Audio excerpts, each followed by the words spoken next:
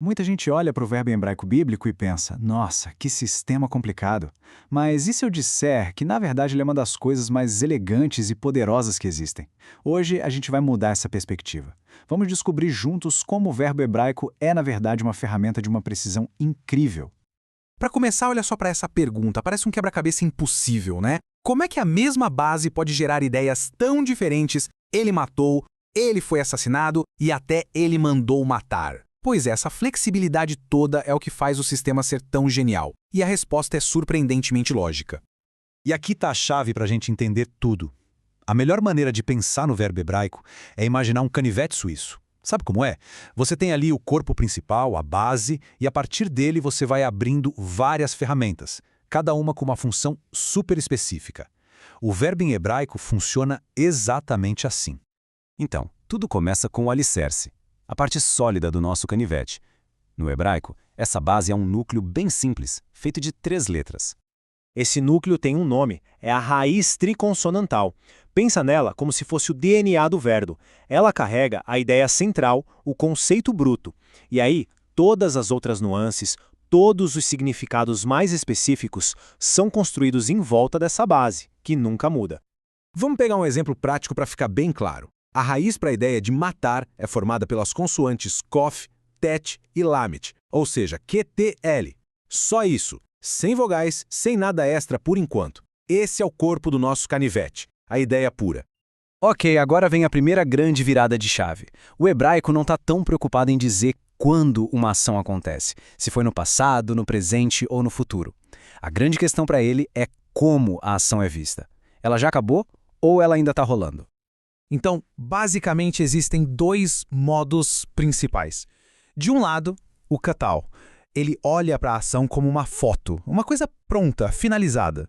Já o iktol, do outro lado, vê a ação como um filme, algo que ainda está acontecendo, incompleto. Um é o fato consumado, o outro é o processo. É uma maneira bem diferente de pensar o tempo. E se eu te contasse que existe uma palavrinha, um simples "e", que consegue virar essa lógica toda de cabeça para baixo? Pois é, o hebraico tem um recurso que funciona quase como uma máquina do tempo gramatical. É incrível! Esse recurso é o uau consecutivo. É super simples. Você pega a letra uau, que significa e anexa ela no começo de um verbo. Quando isso acontece, o aspecto temporal dele inverte. O que parecia futuro vira passado. É quase um truque de mágica. Olha só como funciona na prática. A gente começa com o verbo no iktol, que seria tipo ele dirá, uma ação futura. Aí você coloca o ao na frente e pronto. De repente vira o eiktol, que significa e ele disse, uma ação no passado já concluída.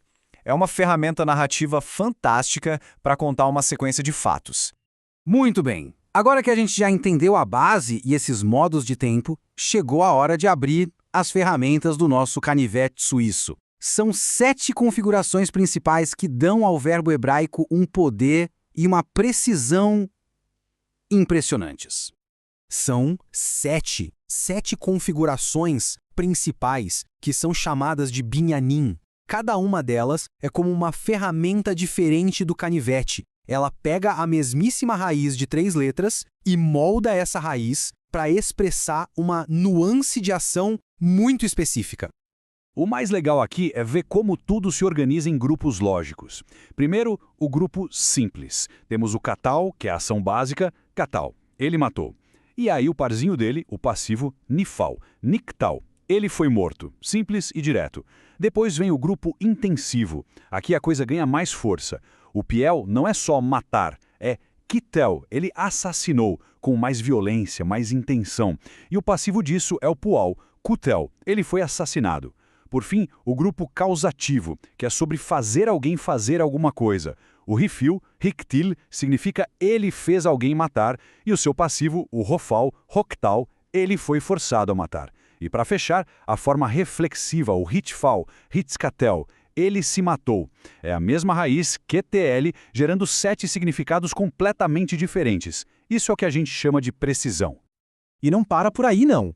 Além dessas 7 configurações principais, nosso canivete linguístico ainda tem uns acessórios extras para adicionar mais detalhes e mais nuances. A gente tem o particípio, que é para descrever uma ação que está rolando, tipo matando. Tem também o imperativo, que é para dar uma ordem, mate, e tem uma ferramenta muito interessante que é o infinitivo absoluto. Ele é usado para dar ênfase. A estrutura é meio estranha. Seria morrer, ele morrerá. Mas a gente traduz como ele certamente morrerá. Ou seja, ele reforça a certeza de que a ação vai acontecer. Então, para fechar, o ponto principal é exatamente este.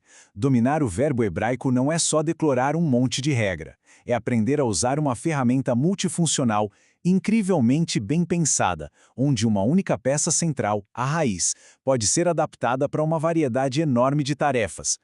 E isso tudo nos deixa com uma pergunta para pensar, né?